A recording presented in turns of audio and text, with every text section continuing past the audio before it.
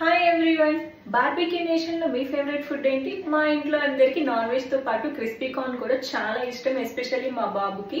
So ఇంట్లోనే ఈజీగా చేసుకునేలాగా క్రిస్పీ కార్న్ అయితే చూపిస్తాను. మీరు కూడా మీ కిడ్స్ కి చేసి పెట్టండి, ఎంజాయ్ చేస్తా తింటారు. ప్రాసెస్ అయితే చూసేద్దాం. స్వీట్ కార్న్ని 2 మినిట్స్ సాల్ట్ వేసుకొని బాయిల్ చేసుకోవాలి. ఓవర్ కుక్ చేసుకోని అవసరం లేదు, 2 మినిట్స్ అయితే సరిపోతుంది. వాటర్ని స్ట్రెయిన్ చేసుకొని సపరేట్ బౌల్లోకి తీసుకోవాలి.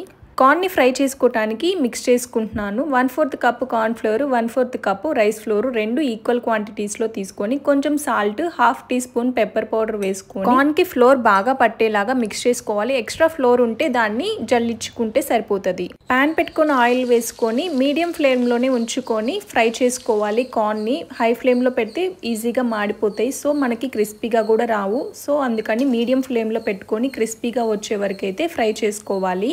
బౌల్లోకి ఫ్రై చేసుకున్న crispy corn, chilli powder, chaat masala, onion, lemon వేసుకొని బాగా మిక్స్ చేసుకోవాలి. ఆమ్చూర్ పౌడర్ ఉంటే వేసుకోండి, నా దగ్గర లేదనని నేను లెమన్ వేసుకున్నాను. క్రిస్పీ కార్న్ అయితే రెడీ అయిపోయింది. టేస్ట్ చేసి ఎలా ఉందో చెప్తాను.